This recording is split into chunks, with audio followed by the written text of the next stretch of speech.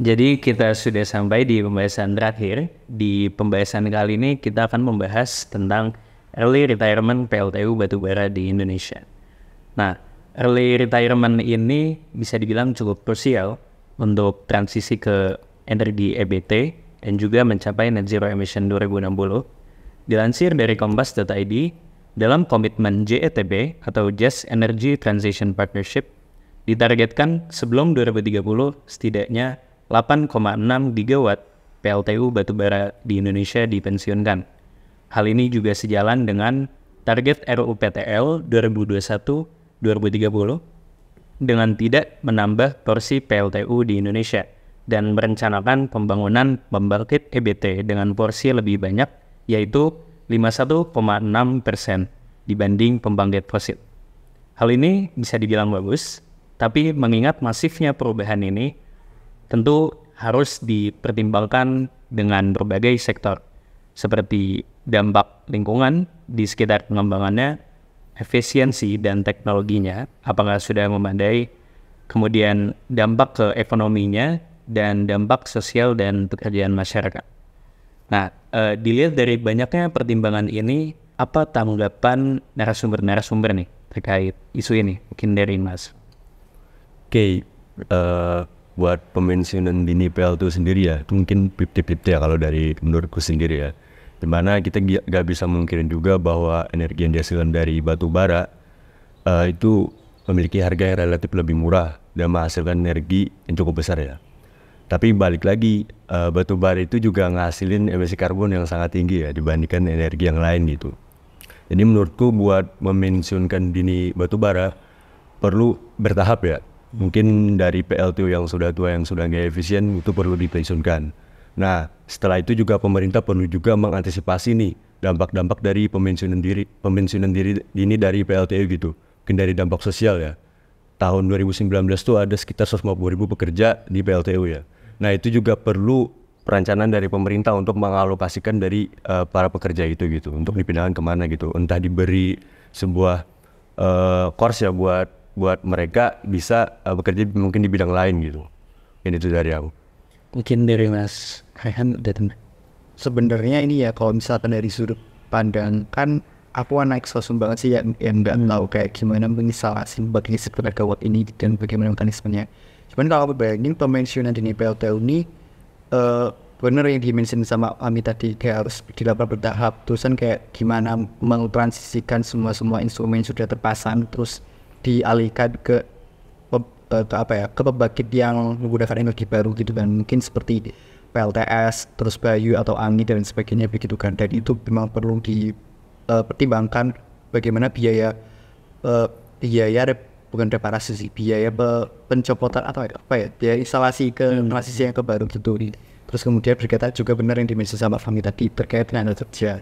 Nah, apakah tenaga kerja yang tadinya di PLTU ini akan dipindahkan ke sektor lain atau tetap di pembangkit listrik tapi beda energi gitu. Ini juga di dimensi Fahmi tadi harus diberikan pelatihan agar mereka juga tidak menciptakan pengangguran yang baru akibat transisi sektor ini begitu. Kemudian terkait pensiunan dini ya, setuju juga sih sebenarnya saya, karena Indonesia punya alternatif energi lain seperti panas bumi dan angin, kemudian panel surya gitu. Tapi memang kalau mengembangkan yang energi terbarukan tadi memang biayanya mahal dan costly gitu dibanding menggunakan yang PLTU gitu kan, jelas. Dan kemudian tapi saya juga pernah baca di buku dari laporan tahunan PLN kalau bahwasannya Indonesia bagian barat tuh oversupply oversupply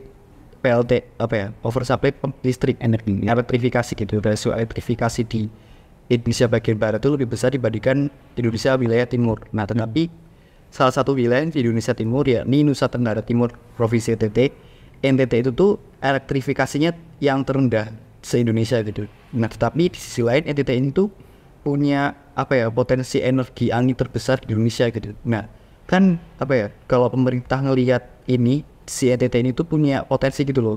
Nggak melulu harus membangun elektrifikasi yang harus benar-benar PLTU banget gitu. Nyatanya di NTT ini punya sumber daya angin tadi yang nyatanya bisa dimanfaatkan untuk membangkitkan kelistrikan gitu. Jadi biar rasio elektrifikasi Indonesia tuh nggak timpang gitu, karena NTT ini rasio elektrifikasinya cuma 92% pada tahun 2022, sedangkan yang lain kayak Jakarta dan seluruh Pulau Jawa itu udah 100% gitu. Dan ya emang rata-rata nasional udah di atas 90% dan itu bagus gitu. Tapi untuk NTT kayak di tahun sekarang masa belum 100% sih rasio elektrifikasinya, berarti ada 8% dari mereka yang belum menikmati listrik gitu kan. Gimana kayak masa di hidupnya nggak ada listrik dan nggak bisa akses internet gitu. Jadi mungkin itu sih bisa dilihat alternatif energi lainnya. Ya, jadi mungkin jangan sampai transisi ini tuh meninggalkan wilayah-wilayah yang justru belum terelektrifikasi gitu ya. Dan tadi juga sempat dibahas mengenai dampak sosialnya seperti pekerjaan. Dan kira-kira ada alasan khusus gak mengapa Indonesia itu menerapkan early retirement PLTU ini? Mungkin dari Mbak Ren tadi.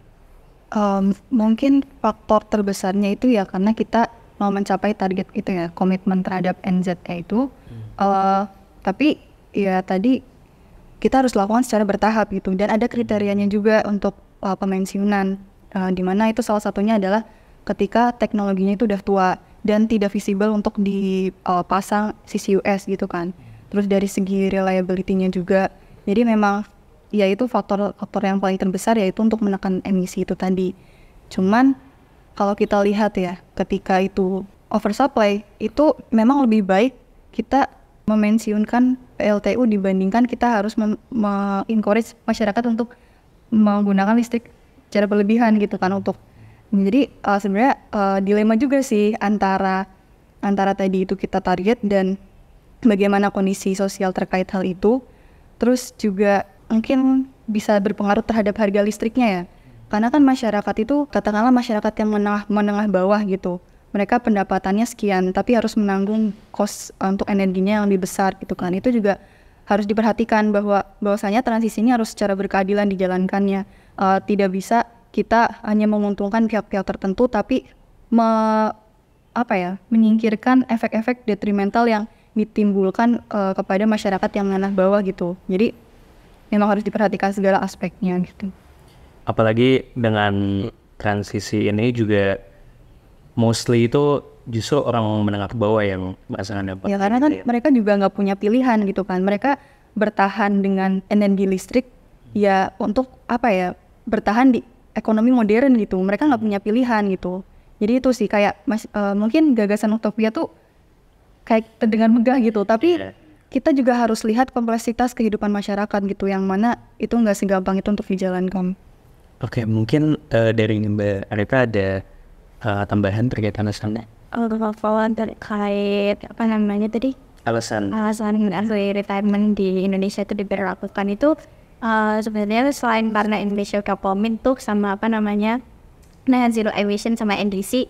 Nah dari kedua agreement itu tadi tuh Indonesia tuh dapat dana ceritanya. Jadi buat dana bantuan dari JTP kalau nggak salah itu sekitar 20 triliun kebetulan. Nah itu tuh buat buat mengembangkan, bukan buat peralihan dari pensiun di PLTN itu tadi, biar Indonesia tuh nggak terlalu terbebani ceritanya kayak gitu. Nah selain itu dari komitmen itu tadi pihak Indonesia itu juga memberlakukan ada kebijakan namanya take or pay. Tadi kayak udah dibahaskan di topik-topik sebelumnya. Jadi take or pay itu, jadi misalkan di Indonesia ini seperti yang kita tahu, pengembang teknologi listrik atau ya mungkin penyedia listrik di Indonesia itu kan ya mungkin yang kita tahu sekarang satu-satunya PLN. Tapi kalau misalkan kita mau menelisik lebih jauh lagi, itu kan kayak ada pembangkit listrik swasta tuh, kayak dari perusahaan-perusahaan lain gitu. Nah take or pay ini kita itu sebagai jadi PLN sama pembangkit swasta itu ada MOU gitu. Jadi misalkan PLN ini tidak menyerap energi dari tidak menyerap energi, nah dia itu ya kena denda. Sudah dendanya ini nggak sedikit, dia itu 1 gigawatt. Kalau kita nggak menyerap 1 gigawatt itu dendanya 2-3 triliun gitu kan. Itu dendanya selama 2-3 tahun. Nah biaya antara take or pay ini sendiri, denda dari take or pay ini sendiri sama pemensiunan dini ini kan kalau dihitung-hitung dari pihak pemerintah itu jauh lebih murah kalau kita melakukan pensiun dini. Makanya ya kalau dari aku sendiri sih kalau keputusan Indonesia buat melakukan pensiun dini itu udah langkah yang sangat bagus gitu. Allah dari Berarti bisa dibilang ada dorongan gitu ya dari secara nasional maupun internasional gitu ya. Oke, terkait dengan dampak dari skema pemensiunan PLTU ini, mungkin bisa dijelaskan dari Rings. Oke, buat dampak ya, mungkin aku sudah mention juga tadi dampak sosial ya, dimana pada tahun 2019 tadi itu sekitar 150.000 tuh mungkin bakal dialokasikan ke lain gitu setelah mendapatkan pelatihan khusus. Di sisi lain juga dampak ekonomi, dimana kemungkinan bila kita memensiunkan PLTU ya, itu menggunakan energi yang lain ya, dimana operasinya bisa jadi lebih mahal gitu, dan itu tentunya juga akan kemungkinan menaikkan tarif dari listrik. Jadi itu akan memberatkan ya buat masyarakat kecil gitu. Benar apa itu? Ada tambahan dari Mas Ken? Bener sih, kayak dampaknya itu adalah gimana cara pemerintah tuh benar-benar menjamin apakah pemensiunan di BLT itu lebih menguntungkan dari sisi penerimaan pemerintah dan dari sisi masyarakat juga gitu. Jadi yang harus dinotis dan dihagal gitu adalah bagaimana ini nanti bisa bertahan secara long term atau jangka panjang, nggak cuman sekedar transisi aja. Nah, tapi kalau dari saya pribadi saya itu saya setuju untuk memperbaiki di BLT ini, karena ya mungkin tadi sudah banyak beberapa tempat BLT yang sudah tua dan mungkin sudah tidak efisien lagi, dan maka itu diganti saja ke energi yang baru atau energi alternatif. Dan juga melihat beberapa daerah di Indonesia memiliki berbagai aneka energi alternatif dan itu juga harus dikembangkan. Tapi di sisi lain juga memang pengembangan pembangkit listrik yang dari energi alternatif ini juga berbiaya tinggi. Jadi ya perlu banyak pertimbangan dan konsiderasi sebelum pemerintah menerapkan ini sih, begitu. Jadi ini emang berdampak pada banyak sektor gitu ya, ekonomi, sosial juga. Aku kan sempat baca berita dan kayak ada target dari RUEN itu, target bauran energi di Indonesia itu tahun 2025 itu 23%. Nah, dan realisasinya itu baru sekitar 12,3%. Nah, menurut Mbak Nadia nih, kira-kira bakal kecapai nggak tuh target RUEN? Waduh, berat ya. Tapi kalau yang aku kan juga sempat ngikutin ini ya, sosmednya pemerintah gitu, entah itu di JNBTKI gitu. Tapi sebenarnya pemerintah dan lembaga-lembaga yang serupa itu memang sangat sedang ambisius gitu loh dalam mencapai target ini. Dan ya aku nggak bisa jawab sih sebenarnya, cuman ya kita berharap aja semoga memang itu target yang realistis untuk dijalankan gitu. Jadi memang bisa dibilang cukup tinggi ya, tapi emang semuanya lagi coba Karena kalau misalnya kita lihat nih dari sebenarnya aku agak pesimis juga sih, cuman kalau kita lihat ya, berkaca dari protokol Kyoto di mana itu dimulai inisiasi bahwa secara internasional itu masyarakat dunia harus take consideration terhadap emisi global gitu kan. Tapi dari tahun 1992 kalau nggak salah ya, hingga tahun sekarang itu masih belum ada dampak belum ada kayak perubahan yang signifikan gitu loh. Jadi kalau misal secara 30 tahun ya kurang lebihnya, itu aja masih belum ada perubahan yang signifikan, sedangkan ini kita cuma punya waktu sekitar 2 tahun. Ya itu sih, bagaimana aku juga kayak berkaca dari perjanjiannya sebelumnya, kemudian ternyata 30 tahun itu belum membuahkan suatu hasil yang memuaskan gitu. Ya itu benar-benar pemerintah harus berkomitmen sih untuk segala aspeknya untuk bisa menciptakan ekosistem bisnis dan beralih dari pre-existing bisnis menjadi energi yang hijau gitu. Memang untuk perkembangannya sendiri cenderung incremental ya, jadi sedikit demi sedikit gitu. Tapi dengan adanya target yang cukup deadline ini, mungkin pemerintah maupun pemegang kebijakan lainnya bisa lebih cepat dalam menumbuhkan inovasi dan sebagainya untuk mencapai targetnya gitu. Mungkin dari Mas Raihan ada tambahan mengenai dampak dari pensiunan dini? Dampaknya ya mungkin tadi aku kurang sih, kayak mau nambahin dikit aja kayak tentang terkait tenaga kerja tadi yang udah bekerja di BLT terus mau dikemanain kalau BLT-nya ini di pensiunan dini. Kami di other side tuh kayak pemerintah keburu-keburuan banget, kayak pingin merge segalanya tuh hijau, segalanya tuh ekonomi hijau gitu-gitu kan, kayak menyelenggarakan konferensi dan